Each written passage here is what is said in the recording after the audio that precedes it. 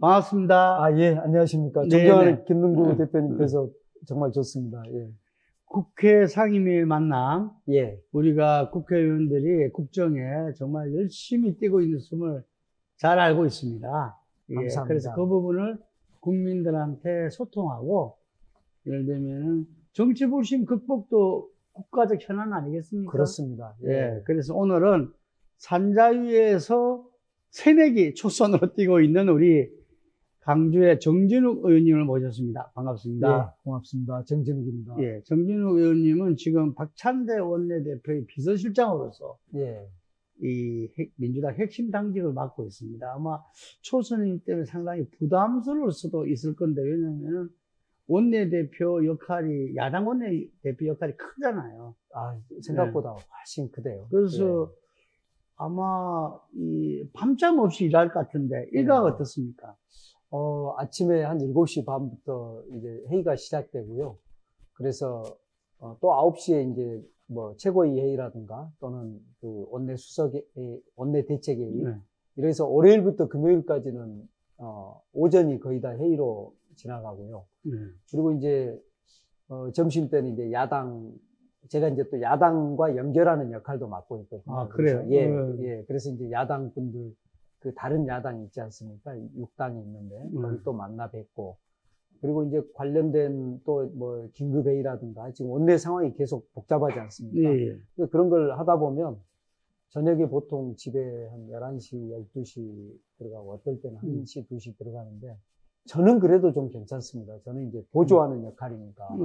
박찬대 대표께서는 아예 지금 국회, 의원회관에서 잠을 자면서. 아, 그렇습니까? 예. 그래서 저보다 훨씬 일찍 일어나서 훨씬 더 늦게 들어가는 거 보면서 어떻게 버티시나 싶습니다. 거기 간이 침대를 놓고 있습니까? 아예 간이 침대를 갖다 놓고요. 그리고 이제 원내대표실이 있지 않습니까? 예. 그래서 이제 의원회관은 이제 실제로 이제 그 일하는 분들이 없으니까 오히려 이제 거기를 좀 숙소처럼 쓰면서 시간을 아끼기 위해서. 예, 인천 연수인데, 연수갑인데. 멀죠? 연수가 제일 저쪽이 송도 쪽 맞습니다. 아닙니까? 예. 그러다 보니까 왔다 갔다 하면 2시간이랍니다. 예. 그래서 이제 그 시간 줄여서 일하기 위해서. 하여튼 뭐, 어떻게 보면 정말 혼신을 다해서 일하는구나 싶습니다. 제가 이번에 민주당 전당대회 갔었습니다. 예. 가지고, 우리 이기 당대표, 연임된 이재명 대표한테 질문도 하고 제가. 그러셨죠. 예. 그리고 그 기자로 돌아간 그런 느낌이셨어요. 예, 저도 봤습니다. 그랬는데, 예. 그날 제가 제일 놀랐던 사람이 박찬대 원내대표였어요.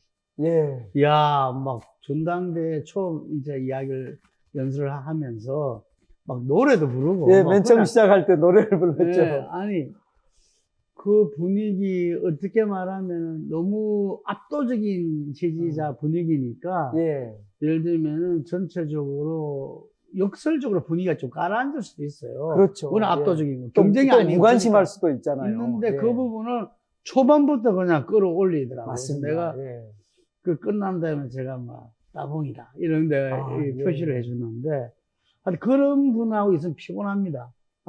에너지가 넘치니까. 넘치니까 같이 뛰어야 되잖아요. 같이. 그렇죠. 안 그래요? 그렇죠. 근데 이제 저하고 좀 케미가 잘 맞다고 하지 않습니까? 예, 그래서 저는 박찬대 대표님 보면 되게 기분이 좋아지고, 예, 그리고 또 사실은 사석에서는 원래는 친구거든요. 아, 친구입니까? 예, 예. 그래서 이제 친구가 그 비서실장 맡는 게 좀 이상할 수가 있잖아요. 옆에서 볼 때. 근데 제가 보니까 이 박찬대 대표님 그릇이 큽니다. 그래서 저를 그냥 안에 넣고 포용해 주면서 저는 좀 또 일도 많이 배우고 또 잘 보자 하면서 가서 그분이 이제 일을 많이 만들면서도 굉장히 그 지혜롭게 이끌어가지 않습니까? 그래서 그런 모습, 에너지가 넘치는 모습을 지켜보는 것만으로도 되게 즐거운 것 같아요. 그래서 그분도 그렇고 저도 그렇고 되게 힘들지만 되게 재밌게 일하고 있습니다. 이왕 박찬대 원내대표 이야기가 나왔으니까 저는 좀 아쉬운 점으로 생각하는 게 그 정도 친화력과 이 사람들과의 관계라면 원내대표 선출 때 좀 이렇게 여러 명이 경쟁해가지고 그 속에서 당선되는 이런 모습이었으면 좀 더 좋았지 않나. 그런데 사실상 교통정리가 돼가지고 혼자 단독에서 찬반 물은 거잖아요. 그래서 그게 민주주의에서는 항상 아쉬운 거잖아요. 그렇죠. 예. 이게. 그래서. 근데 이제 그것에 대해서 네. 조금 말씀드리면, 첫째는, 그전에 비실장은 아니었잖아요. 아니었는데, 이제 좀. 도왔습니까? 예, 그렇죠. 가까이 있으니까. 왜냐하면 저희가 그때 임기 시작 전인데, 사실은 이제 이미 저희가 투표를 하는 거였거든요. 그죠. 예, 그래서 임기 시작 전이어도 이제 도우면서 지켜보니까, 일단 출마하겠다고 하니까 거의 다른 분들이 다 그냥 의사를 잡으셨어요.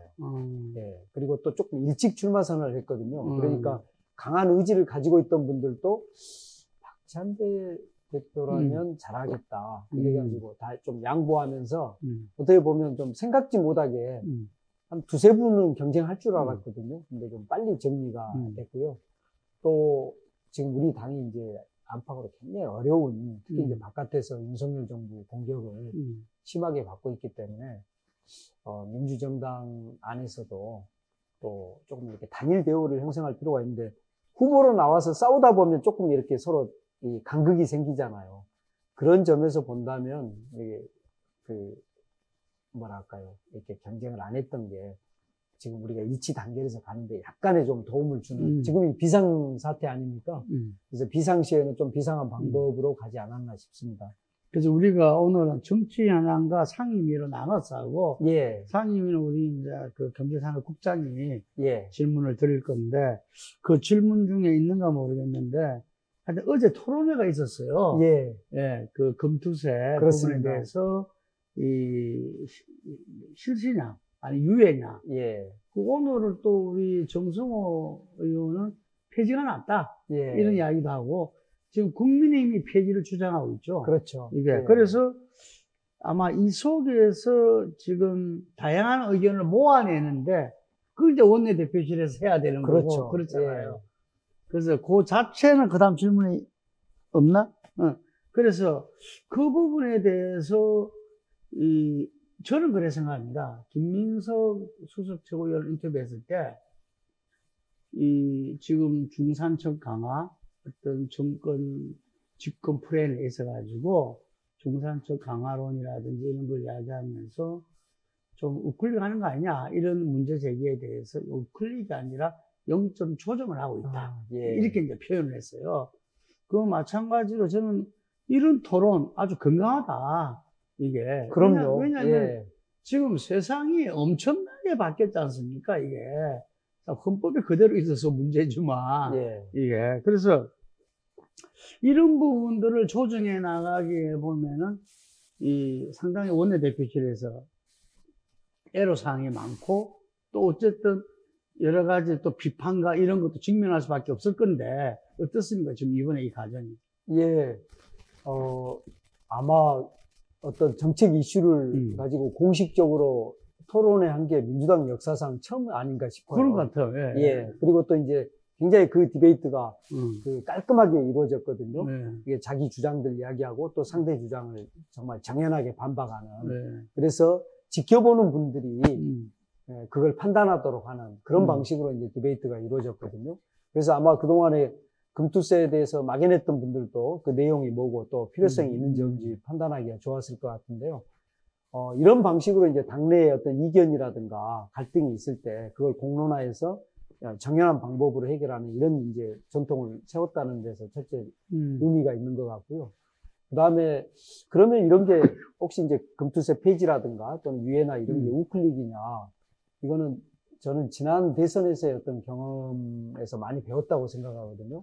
저희가 지난 대선에 원래 우리가 가졌던 그 생각과 어떤 다른 정책들이 나오면서 예를 들면 종부세 같은 경우가 대표적입니다. 그래서 종부세를 충분히 완화할 수 있었는데도 불구하고 우리가 그거에 대해서 조금 이념적 접근을 했던 바가 있거든요. 예. 예, 그러면서 이제 우리 지지자들이 충분히 민주당이 합리적인 대안 정당, 수권 정당이라고 봤는데 좀 이념적 고집을 부린다 이런 어떤 판단을 하는 면이 있었거든요. 그래서 이번에는 금투세에 대해서는 우리가 좀 원점에서 열어두고 보자.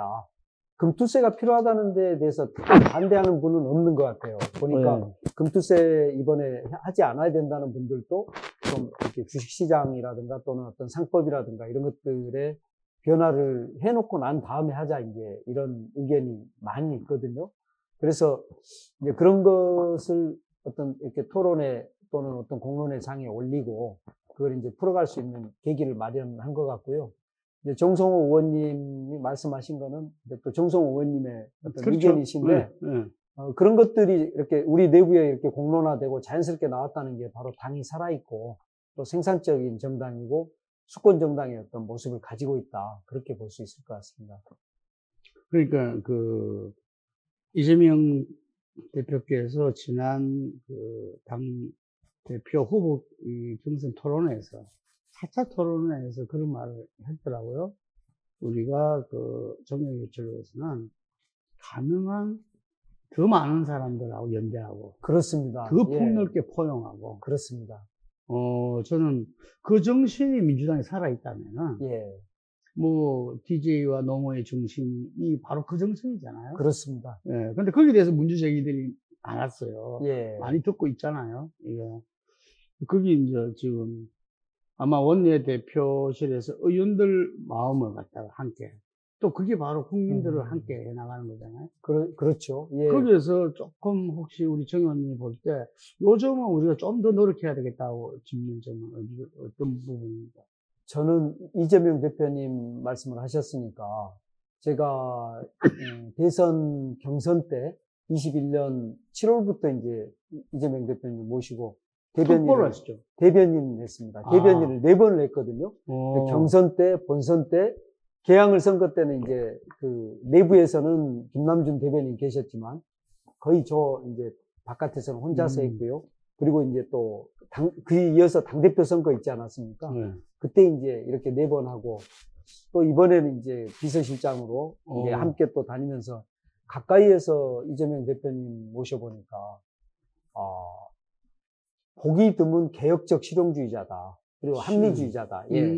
그래서 뭐 잘 아시겠지만 우리 주식시장이라든가 또는 우리 경제에 대해서 그 3프로 TV에 나가서 토론하고 그 3프로 TV 하셨던 그 세 프로님들이 그야말로 감탄을 금치 못했다는 거 아닙니까? 그리고 또 우리 국민들도 깜짝 놀랐는데, 그러니까 그런 어떤 경제나 우리 살아가는 국민 삶의 현실에 대해서 이렇게 잘 알고 있는, 속속들이 알고 있는 정치인이 사실은 드물었거든요. 그전에는 정치인들이 예를 들면 뭐 행시 합격하거나 사시 합격하거나 좀 꽃길을 걷다가 들어오거나 또는 일찍 정치를 하다 보면 어떤 직업이라든가 이런 거, 뭐 남에게 월급 주는 이런 경험 없이 오는 분들이 많았는데, 이분이 이제 그런 어떤 현실에 기반하고 있기 때문에, 그분은 누구보다도 이제 국민 삶이 중심이고 어떤 이념적 잣대보다는 그렇게 어떤 우리 정책도 초점을 맞춰가는 것 같고요.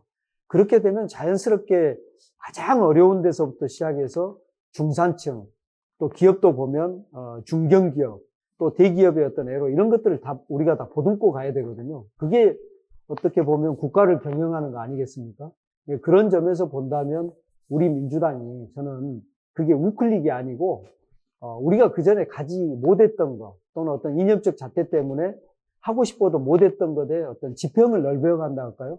예, 그렇게 하면서 집권하게 되면 저는 우리 국가 전체의 어떤 갈등도 줄이고 그러면서 국민 전체를 포용하는 국가의 원래 역할에 충실할 수 있지 않을까 싶습니다. 제가 볼 때는 민주당이 안 갔던 길이 아니고 실제로 DJ가 IMF를 극복할 때 그렇게 하셨죠. 그리고 그 노무현 대통령이 한미 FTA라든지 이라크 파병, 그 해군 기지 그렇습니다. 예, 이런 예, 거 할 때 보면은 그게 이 많은 분들이 비판을 했어요. 이 작가빠기하고 우회전한다고 했지만 그게 바로 실용주의. 였고 또 국가가 반드시 해야 될 일을 한 거죠. 예, 그렇습니다. 그걸 오늘에 되살리는 거지. 그렇죠. 그 전통을 되살려서 이제 우리가 진짜 가야 될 길을 가는 거죠. DJ 노무현이 간 길하고 다른 길을 가는 게 아니다. 다른 게 아니고. 예. 그렇죠. 예, 말씀드리니까 그렇네요. 그렇죠. 맞습니다. 예.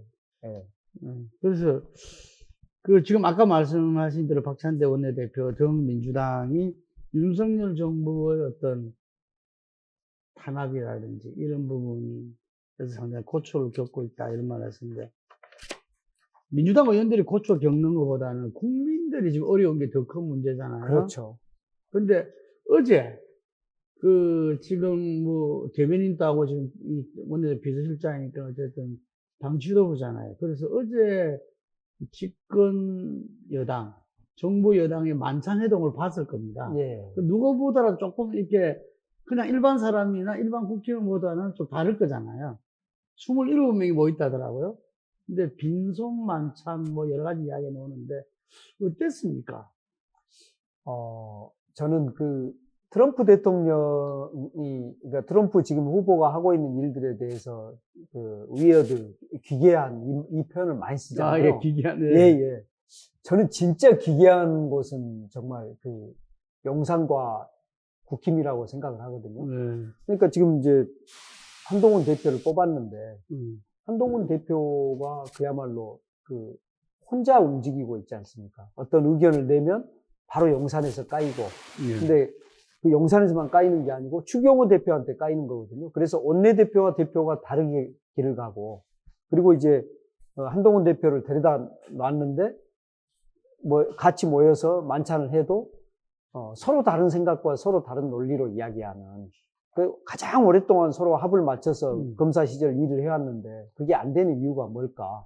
저는 일종의 대한민국이 지금 무정부 상태라고 생각하거든요. 아, 무정부 상태. 예, 저는 무정부 상태라고 보는 게, 대통령이 누구냐?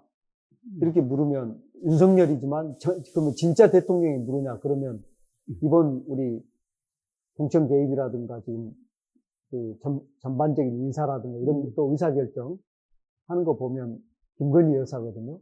예, 그런 점에서 보면 책임지지 않는 권력이 있고, 책임져야 될 권력은 무지하고, 그러면서 이 전체로는 무책임한. 그래서 국민들이 정부를 신뢰하거나 국가를 신뢰할 수 없는 상태. 그게 무정부 상태이지 않습니까? 그래서 다 모였는데 아무것도 없는. 그걸 어떻게 어떤 표현을 할 수 있을까 생각해 보는데, 저는 그걸 보면서, 야, 정말 기괴하다. 우리 정치사에서 일찍이 본 적이 없는 모습이다. 그런 생각이 듭니다. 지금, 제가 쑥 들어가서 물어보겠습니다. 예. 지금 9월 28일에는 이른바 윤석열 탄핵을 위한 제야 시민단체들이 시국회의가 드디어 이제 그날 총결집에서 집회를 하게 되었습니다. 그래서 이게 이제 저희들 같이 역사를 아는 분들은 2016년도 10월달 상황하고 비슷하게 가고 있어요, 지금. 아, 예. 10월달 상황하고, 예. 그 당시에. 예, 그랬을 때, 지금 민주당의 스탠스가 굉장히 중요할 것 같아요. 그때도 민주당은 처음에는 탄핵에 전혀 동참하지 않았거든요. 그렇습니다. 예, 동참하지 않았고, 아마 그때 이재명 지금 대표가 성남시장일 때 가장 먼저 혼자서 혼자 광화문 집회에서 그렇습니다. 박근혜 하야하라. 예. 이래가지고 그게 기사됐었어요. 예. 당시에. 저도 기억하고 있습니다. 그죠? 예. 근데 지금 민주당의 스탠스가 이 대통령 탄핵에 대해서 일부에서는 이번에 전당대회에서 최고위원들은 다 탄핵을 전부 추천했지 않습니까? 근데 지금 이 체제가, 이재명 대표 체제가 탄핵을 지금 내세우지는 않는 거죠. 그렇죠. 현재는. 예, 현재까지 그렇습니다. 네, 그러니까 그 스탠스는 지금 어떻게 가고 있는 겁니까? 저희는 이제 제1야당이면서 동시에 제1당이거든요. 네. 170석을 가진. 그렇게 되면 그 어떤 책임의 무게가 있는 것 같아요. 아. 예. 그래서 지금 이미 어떤 야당들, 조국당이나 진보당이나 이런 쪽에서는 탄핵을 하자, 탄핵위원회 만들자 이런 말씀들을 하고 또 그게 이제 점점 국민적 공감을 얻어는 가고 있습니다. 근데 우리 민주당이 탄핵을 주요한 의제로 들고 나올 때는 정말 이제 그 일에 대해서 어떤 싸움을 시작할 때는 싸움의 결말까지를 생각해야 되고 거기에 대한 책임까지를 생각해야 되기 때문에 좀 섣불리 우리가 탄핵을 이야기하지 못하는 측면이 하나가 있는데요. 최근에 약간 기류가 바뀌는 것 같습니다. 그 전에는 우리가 되게 어떻게 보면 반발짝 뒤에서 간다 이런 거였는데 예전 2016년을 보면 제가 이제 첫 그 광화문 집회 갔던 그 어떤 공기라 할까요? 분위기라 할까요? 이걸 기억하는데, 딱 갔는데 좀 달랐거든요. 그러면서, 탄핵할 수도 있겠네. 그걸 저는 처음부터 좀 느끼고, 그래서 이제 계속 나가고, 온 사람들이 계속 오게 되는 이런 어떤 뭐라 할까요? 우리 국민의 에너지가 있었어요, 참여하는. 근데 지금은 뭐 광화문 집회나 이런 것들을 만들어내기가 쉽지 않지 않습니까? 이런 걸 보면서 분명히 사람들이 분노하고 또 실망하는 것은 큰데 왜 이런 모습일까? 그러면 거꾸로 국민들은 지금 민주당이 뭔가 돌파를 하면서 앞장서 주기를 기다리고 있는 건 아닌가. 그때는 국민들이 민주당을 이끌었다면 이번에는 이제 너희들이 그걸 맡아서 해라. 그리고 그 기간 중에 지금 최근 동안에 우리 국민들은 지금 어떻게 보면 삶에서 너무 좀 지쳐있고 힘들어있다. 그때는 그래도 좀 힘이 있었다면 지금은 장기적 어떤 경기 침체라든가 또 코로나를 거치면서 너무 지쳐 힘들어있기 때문에 국민들이 이렇게 세우는 역할을 민주당이 해야 되는 거 아닌가. 이런 고민들을 좀 시작하게 됩니다. 그때는 민주당이 121에 121로 한석 앞섰어요. 예. 한석. 예. 그런데 지금은 어쨌든 지난 총선은 국민들이 지금 172석, 야권이 192석을 밀어줬으니까. 그렇죠. 이제 민주당이 이제 좀 앞장서서 좀 정리해라. 그렇습니다. 해결해라. 이런 요구가 있다고 좀 느끼고 있다는 거죠. 그런 게 아닌가. 지금은 이 상황이. 그렇다면 우리가 좀 상황을 조금 다시 봐야 되는 게 아닌가 하는 생각이. 저는, 오늘 제가 지근즉석이라는 프로그램에 그래서 이야기했는데, 27일이 중요할 것 같아요, 내일 모레. 예. 내일 모레 갤럽 여론조사가 예. 10%대로 내려가느냐. 결국 국민 여론이 탄핵을 좌지우지하는 거예요. 그렇습니다. 대통령 탄핵을 의원들도 국민 여론을 받아서 하는 거고. 그렇죠. 그거하고 10월 7일이 중요하다. 국정감사 시작될 때. 또 뭐가 더 떨어지냐. 스모킹 건이 뭐가 이제, 의원들은 면책 특권으로서 이야기할 수가 있잖아요. 국정감사 때. 예. 그 두 날짜가 중요하다고 봐요. 아마 그때 되면은 그 이후에는 민주당도 스탠스를 정해야 되지 않나. 그 시점이 올 거다, 이래 봐요. 진실의 순간이 오고 있는 것 같네요. 그렇습니다. 예. 예. 국감 금방 제가 말씀드렸는데. 예. 아마 윤석열 대통령은 제일 아마 어려운, 정말 잔인한 10월이 되지 않을까 싶어요. 그게 국정감사다. 예. 이번 국정감사에서 우리 정진욱 의원님은 산자이라서 좀 다르겠지만 아까 말한 체코 원전이라든지 이런 부분들에서도 그렇고 다른 의원님들은 지금 준비를 엄청나게 야당은 하고 있다 그러더라고요. 저도 또 운영위를 겸하고 있어서 운영위는 대통령실 국감이 있습니다. 그래서 예, 저희도 좀 준비 잘하고 있습니다. 그래서 지금 그쪽에서 잠을 못 자고 있다는 이야기를 제가 듣고 있습니다. 어떻습니까? 예. 민주당의 국감 전략. 민주당 국감 전략 가장 중요한 건 국민들에게 지금 윤석열이 해놓은 국정 파탄의 어떤 현장을 정확히 보여주는 거. 예. 그리고 나아가서는, 그걸 넘어서는 수권 정당으로서 우리 민주당이 정말로 그거에 대해서 준비되어 있고 정책 대안을 보여줄 수 있다는 거. 그게 이제 큰 전략이라고 볼 수가 있는데요. 저희는 이제 이번 국정조사를, 우리 국정감사를 국정조사처럼, 예. 이제 물론 11월이 가면 저희가 이특검 사국조라고 해서 원래 국정조사를 하겠다고 한, 예, 그것들에 대해서 국정조사를 시작하겠지만, 그러나 10월을 그냥 이전처럼 단순한 국정감사 수준이 아니고, 예, 국정조사 수준으로 정말 이게 핀셋으로 들어가서 하나하나를 끄집어내서 국민들에게 보여주고, 그냥 단순히 보여주는 게 아니고, 그 너머에 우리 민주당 국회의원이 가지고 있는 역량과 또 어떤 비전, 정책 대안을 통해서 민주당이 정권을 맡겨도 되는 것이구나. 우리가 윤석열 탄핵해도 무리 없이 이 다음 정권을 이끌고 할 수 있는 사람들이 안정적으로 기다리고 있구나. 그 모습을 보여주는 그런 국감을 할 것 같습니다. 제가 이제 그동안 34년간 여의도에서 봐왔잖아요. 그러시죠. 예. 그럴 때 국정감사할 때 의원님들의 또 보좌관들의 가장 애로사항이 7분이잖아요. 7분. 그렇습니다. 이게 예. 답변 포함해서 예. 이 시간이 너무 짧다는 거지. 정말 짧습니다. 예. 예. 미국이 이제 대통령제에서 의회 중심으로 했을 때 대통령제 의회의 이 산모범을 보이고 있잖아요. 거기서 보면 상임위가 거의 국정을 운영하는 것 같아요. 보니까 미국은. 그렇죠. 예. 근데 우리 국정감사 중요한데 이게 결국은 보여주기식 국감이 될 수밖에 없다. 이게 금방 이야기한 뭐 정책 대안까지도 이야기하셨는데 그거는 둘째 치고 제대로 문제점을 설득력 있게 이야기하기도 시간이 짧습니다. 짧다. 예. 거기에 대해서는 뭐 짧은 건 지금 바꿀 수도 없으니까 뭔가 전략이 있어야 될 것 같아. 그게. 이제 핵심적 문제에 집중하는 네. 이제 그런 방식으로 갈 수밖에 없고요. 음.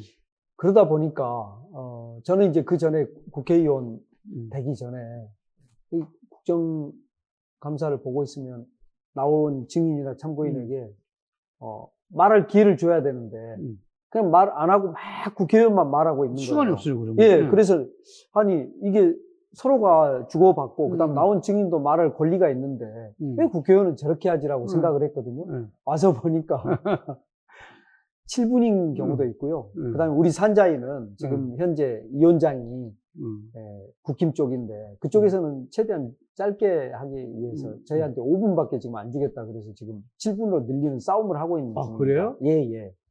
그 위원장에서 그 조정이 가능한가요? 예, 그렇습니다. 그냥 무조건 7분이 정해져 있는 게 아니고요. 보통 관행이 7, 5, 3으로 이렇게 첫 번 질문, 두 번째 조금씩 줄어가면서 이철규 하는데. 위원장 아닙니까? 예, 이철규 위원장님. 아니, 뭐, 제일 센 사람이네요. 예, 잘 하시는 분인데, 그러더라도 이제 그 국힘 쪽 입장이 그런 것 같습니다. 그러다 보니까, 여기서 뭔가 보여주는 게 정말 어려운데, 저희는 그래서 가장 중요한 문제들에 초점을 두고 선택과 집중을 할 수밖에 없습니다.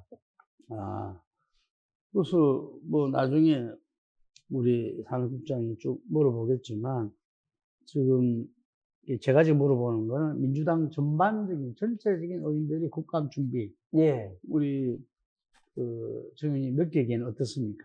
막 치열합니다. 치열합니까? 예. 예. 보니까 이제 국감을 할 때 개인적으로 뭔가를 보여주는 것도 있지만 지금 국민들이 관심 가지는 거에 대해서 뭔가 이렇게 시원하게 뭔가 풀어줘야 되지 않습니까? 합동작전도 있지 않겠어요? 예, 그래서 이제 같은 상임위에서는 역할도 분담하고 또 증인도 나눠서 하고 그래서 아마 팀워크랄까요? 예, 이런 것도 있는데 하여튼 한 분 한 분이 굉장히 지금 국감에 대해서 긴장하고 뭐 일찍부터 준비하고 저도 국감 해야 될 내용들에 대해서 벌써 이제 9월부터 쭉 준비해 오면서 다시 그걸 걸러내고 또 새로운 이슈에 대응하고 이렇게 하는데 대한민국이 다이나믹하지 않습니까? 사실은 많이 준비해 놨는데 이제 그거 치우고 이게 이제 또 새롭게 준비해야 되는.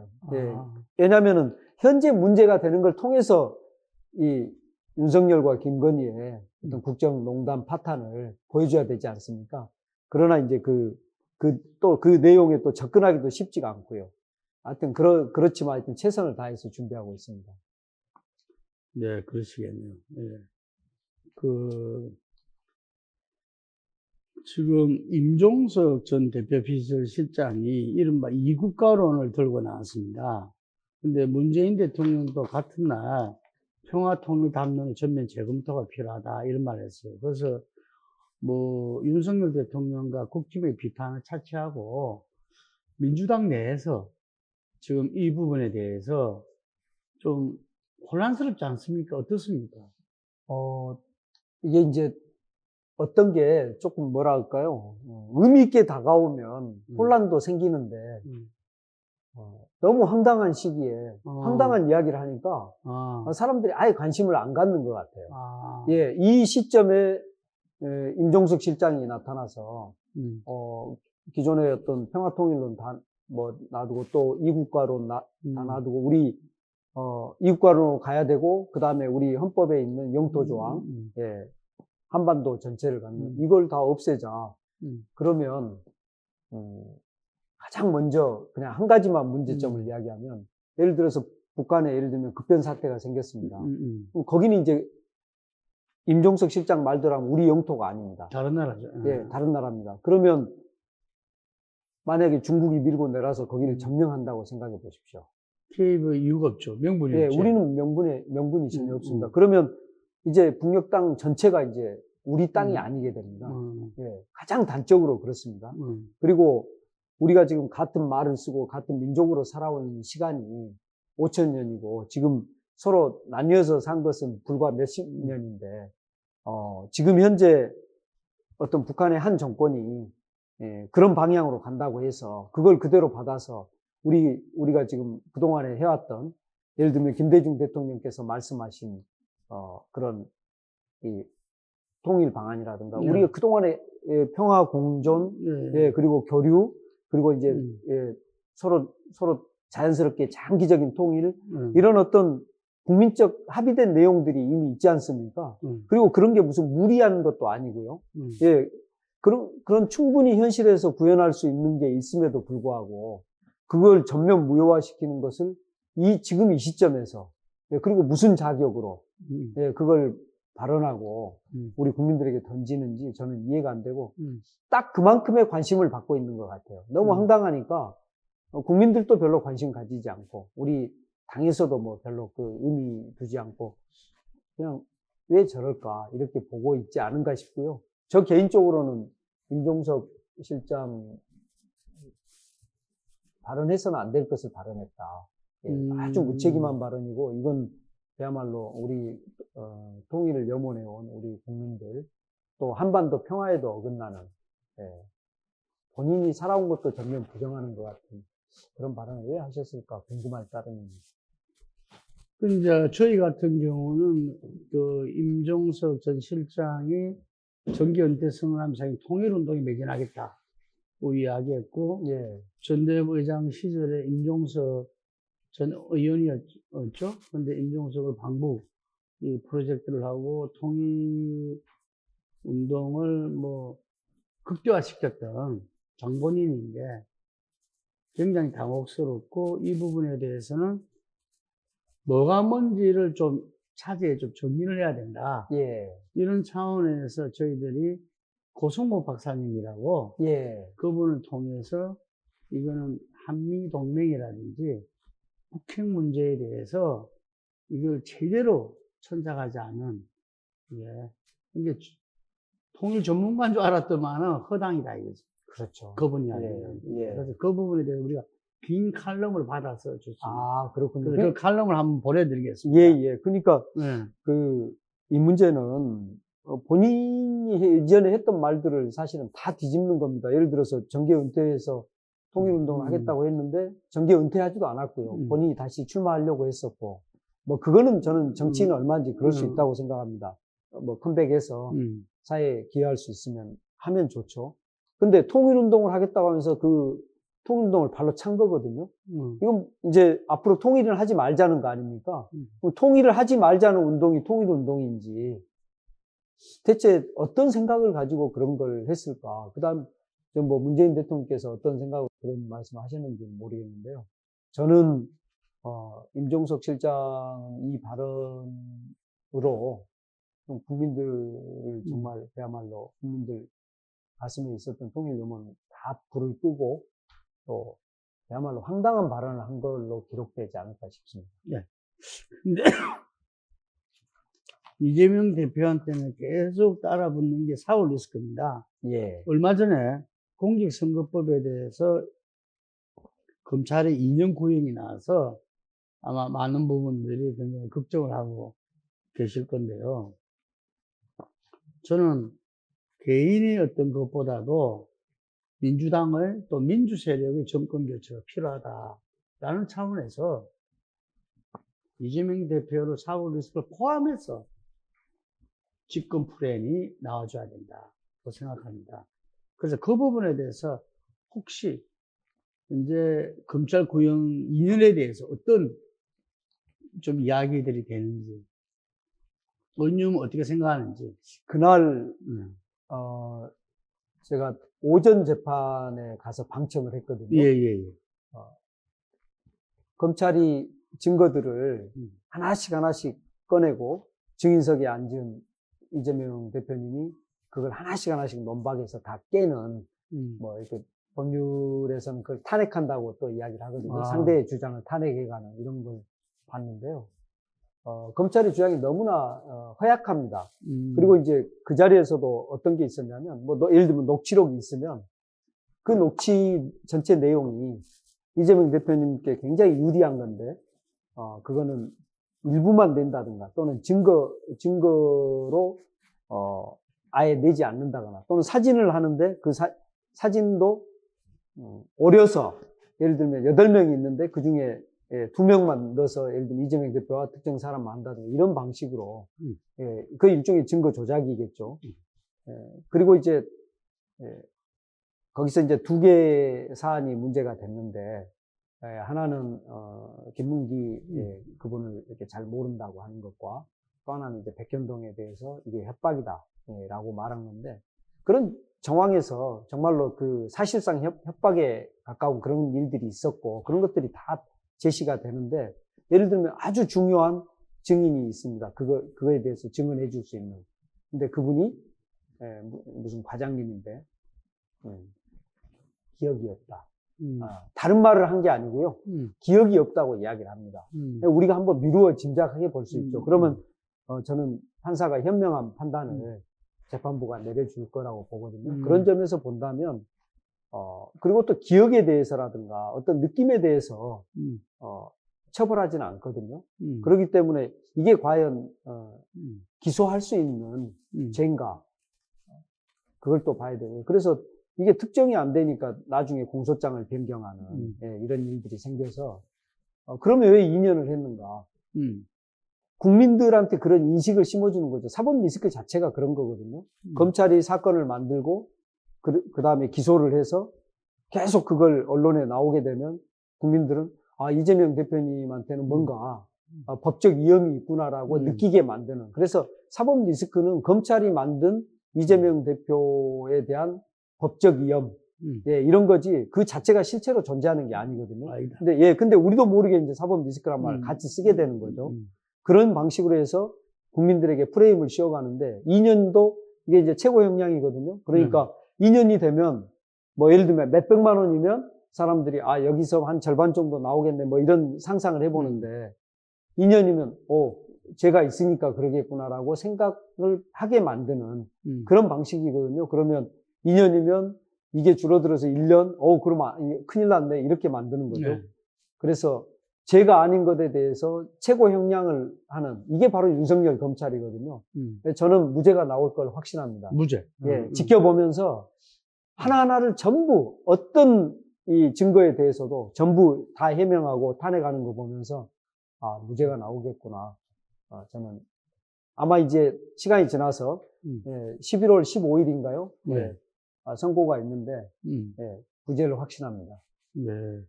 뭐 확신하는데 그 외에 다른 이 풀이는 필요가 없겠네요. 무죄가 확신하니까. 근데 1심에서는 조금 벌금이 나올 수도 있지 않겠어요? 아니, 저는 이 사법부가 살아있다면. 그렇죠. 특히 법원이 현명한 판단을 내린다면, 그리고 이거는 상식인의 눈으로 보고 제가 말씀드린 거거든요. 어떤 이렇게 뭐 이재명 대표를 지지한다는 그런 차원이 아니고 상식인의 눈으로 봐도 그것은 이렇게 범죄로서 구성할 수 없는 범죄를 만든 것이다. 그 기자 출신이잖아요. 기자 출신. 그렇습니다. 예. 지켜보면서 어쩌면 저런 증거를 가지고 이야기를 할까. 그래서 정말 검사하면서 부끄럽지 않을까 그런 생각이 들더군요. 제 마지막 질문입니다. 11.6 재보선이 코앞이거든요. 호남에 2곳, 부산에 1곳, 인천 강화에 1곳, 단체장이 4군데입니다. 이제 서울시 교육감은 정당 공천이 아니고요. 좀 진보 보수의 이제 대결이 한판 승부가 벌어지는 건데, 어쨌든 민주당으로서는 제가 볼 때 이 호남은 기본으로 수성을 하고 가야 되지 않나. 예. 이래 보는데 요즘 언론 보도 나오는 거 보면은 영광 국성이 만만치 않다. 특히 영광이 지금 모 조사에 따르면 비슷하게 나왔다. 근데 지난 총선에서 정당 비례대표에서 비슷하게 나왔고, 호남 전체로는 조국 형사는 4% 앞섰다. 그리고 조국 대표가 월세살이 등등 지도부가 총결집하고 있다. 그래서 많은 사람들이 다음 대선 주자의 미래를 또 이게 요 지점에서 하나 볼 수 있는가 이런 말까지 예. 나옵니다. 예. 영광 출신이잖아요. 예, 그렇습니다. 예, 제가 예, 영광에서, 예. 영광에 이제 군남면이라고 있거든요. 예. 그게 이제 장금회라는 부락에서 태어나서 초등학교, 중학교를 나왔으니까, 예, 예, 진짜 영광 사람인데요. 예, 우리가 제비 한 마리가 날아왔다고 해서 네. 봄이 아니듯이 지금 지역에서 조금 조국 혁신당이 약간의 지지를 받고 있다고 해서 무슨 이렇게 무슨 대선을 예측할 이런 거는 저는 아니라고 보고요. 예, 예. 그리고 이제 약간의 특수성이 영광에 있어서 예, 그래서 지금 이렇게 일시적으로 조국당의 지지가 조금 높게 보이는데, 최근 여론조사에서 벌써 이제 다시 격차가 벌어지기 시작했거든요. 아, 그렇습니까? 그렇습니다. 네. 그래서 한 7, 8% 앞서는 걸로 나왔고, 또 우리 자체 조사에서는 이제 저희는 좀 더 자주 하니까 점점 그 격차가 벌어지고 있고, 곡성 같은 경우는 이제 조상래 후보가 압도적으로, 예, 민주당 조상래 후보가 이기고 있고요. 영광은 초반에 이제 후보를 내는 거라든가 이 과정에서 컷오프 된 분들이 이제 탈당을 한다든가, 예, 이렇게 되면서 좀 내부의 민심이 좀 갈라지는, 예, 이런 상황에서 우리 당의 2위 후보였거든요. 2위권 후보였습니다. 여론조사상에서. 2위권 후보가 조국당으로 가면서 이제 비교적 이렇게 경쟁 구도가 형성되는 이런 과정이었는데, 지금 점점 그 격차는 벌어져서 장세일 후보가 지금 점점 1등을 굳혀가는 저는 이런 상황이라고 보고요. 이제 초반에 저희가 좀 상황을 지켜보고 공천을 하면서 지켜보고 있는 과정에 이제 조국당에서 사람들이 올인했죠. 예, 올인했습니다. 그래서 가서 이제 전부 월세 살고 이렇게 되니까 우리가 별로 관심 안 가지는 듯하게 보이는 때에 조국당이 그렇게 되니까, 또 조국 대표님이 또 인기가 있지 않습니까? 그래서 이제 그런 저는 약간의 착시라고 보고요.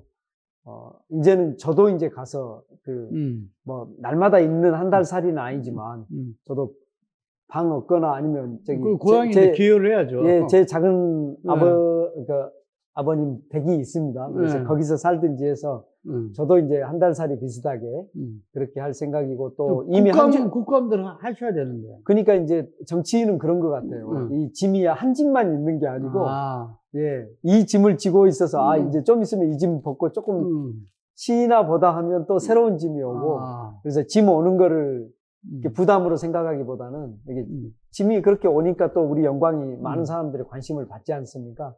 그런 점에서 저는 또 한편은 즐겁기도 하고 가서 열심히 도울 생각입니다. 그러니까 이제 전국적으로 보면 서울시 교육감 보궐선거가 중요한데, 예, 이거는 당 공천은 아니지만 진보 보수 한판 승부 아닙니까? 지금까지 보수가 분열돼서 진보가 계속됐다, 이렇게들 이야기를 해요. 근데 이번에는 진보에서도 후보가 많이 그렇습니다. 나오시는 것 같아요. 당에서는 좀 어떻게 이야기 됩니까? 예, 선거법상 당은 사실 이제 개입할 수 없지 않습니까? 그렇죠. 근데 이제 조금 이례적으로 우리 진성준 의장님이 네. 예, 이제 어떤 분이 나오시는 거에 대해서 뭐라고 했죠? 그거에 대해서 조금 이렇게 언급을 하셨는데, 그분은 이렇게 내부 단일화 과정에서 승복했대요. 예, 떨어졌고 또 그걸 승복하시고, 그리고 이제 지금 한 3분이 또 이제 아마 단일화를 남겨두고 있으신 오늘 것 발표되죠. 같은데. 아, 그렇군요. 예. 근데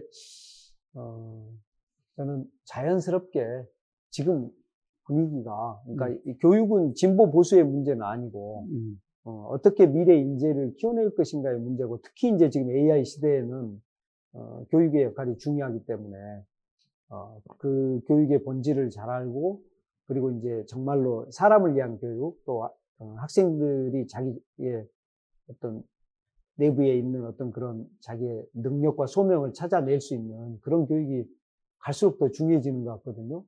그런 점에서 본다면 우리 지금 흔히 그 진보교육감 후보라고 말하고 있는 그분들이 대부분 그런 능력들을 저는 갖추고 있다고 생각은 하는데, 뭐 제가 이제 어떤 특정 후보를 지지하는 발언을 할 수 없어서 네네. 예, 양해 부탁드립니다. 예, 예. 알겠습니다.